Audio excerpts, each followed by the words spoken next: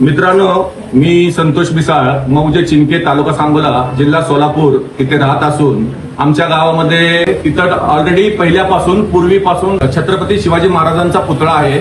तर त्यांच्या पुतळ्याच्या शेजारी काही समाजकंटकांनी जाणून बुजून समाजात तेढ निर्माण व्हावी यासाठी तिथेच बाजूला असलेल्या हरिजन वस्तीमध्ये बुद्ध विहार आहे. त्या बुद्ध विहारामध्ये डॉक्टर बाबासाहेब आंबेडकरांचा पुतळा होता.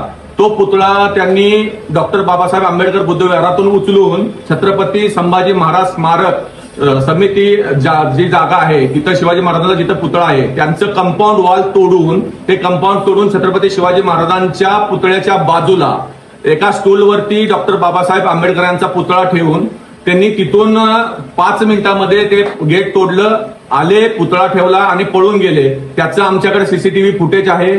त्यांनी केलेल्या सगळ्या कृत्याचं व्हिडिओ रेकॉर्डिंग आहे.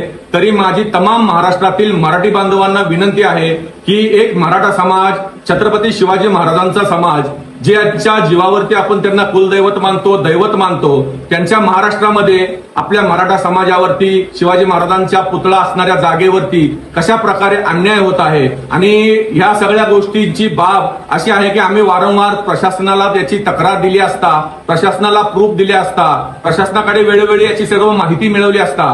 आणि पूर्वी ज्या वेळेपासून छत्रपती शिवाजी महाराजांचा तिथं अर्धाकृतीचा पुतळा आहे त्यावेळी सांगोला तालुक्यातील सर्व प्रतिनिधी, लोकप्रतिनिधी, स्थानिक खासदार, स्थानिक तहसीलदार, बीडीओ, प्रांत साहेब, पोलीस इन्स्पेक्टर साहेब यांनी वारंवार तिथं भेट दिली आहे. आणि त्यांना सुद्धा माहित आहे की इथं पूर्वीपासून छत्रपती शिवाजी महाराज यांचाच अर्धाकृतीचा पुतळा आहे. आणि काही समाजकंटकांनी हे जाणून बुजून समाजात तेढ निर्माण करून वाद व्हावा यासाठी हे केलेलं कृत्य आहे. तरी माझ्या तमाम महाराष्ट्रातील मराठी बांधवांना, मराठा समाजाच्या सर्व बांधवांना, इतर समाजाच्या सर्व बांधवांना, ज्यांची श्रद्धा आहे छत्रपती शिवाजी महाराज यांच्यावरती, त्या सर्व बांधवांना माझी विनंती आहे की सर्वांनी ही व्हिडिओ बघावी, वेळेत याला शेअर करावी, लाईक करावी. आणि मराठा समाजावरती वेळोवेळी होत असलेल्या अन्यायाच्या विरोधात आम्ही सर्वजण, आमचे गावकरी, मराठा बांधव, सर्व समाज एकत्रित येऊन पेटून उठत आहे. तरी आम्हा सर्वांना पाठिंबा द्यावा अशी मी सगळ्यांना नम्र विनंती करतो.